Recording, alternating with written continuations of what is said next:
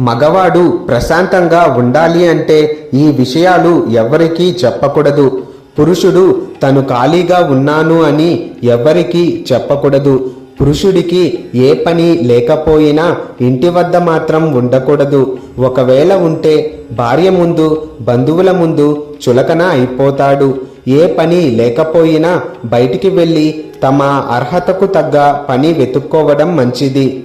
పురుషుడు ఎప్పుడూ కూడా తన రహస్యాలను భార్యకు గాని, బంధువులకు గాని, స్నేహితులకు గాని ఎవ్వరికీ చెప్పకూడదు. ఒకవేళ చెబితే ఆ రహస్యం వారి నుండి వేరే వారి దగ్గరకు వెళ్ళడానికి ఎక్కువ సమయం పట్టదు. ఇలా రహస్యాలను వేరే వారికి చెప్పడం వల్ల అవి కొత్త సమస్యలను తెచ్చిపెడతాయి.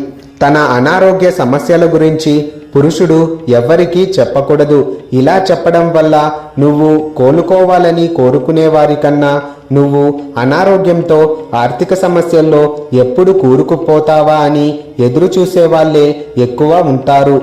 అమ్మను భార్య ముందు చులకన చేయకూడదు. అలాగే భార్యను అమ్మ వద్ద చులకన చేయకూడదు. ఎవరికి ఇవ్వాల్సిన గౌరవం వారికి ఇస్తే మీకు సమాజంలో మంచి గౌరవం ఉంటుంది. లేదంటే నలుగురు మీ గౌరవాన్ని తగ్గించి మాట్లాడుతారు. అమ్మకి భార్య గురించి, భార్యకి అమ్మ గురించి చాడీలు చెప్పడం వలన ఇద్దరి మనస్సు బాధ పెట్టిన వారు అవుతారు. ధన్యవాదాలు. వీడియో నచ్చితే ఒక లైక్ కొట్టి అందరికీ షేర్ చేయండి.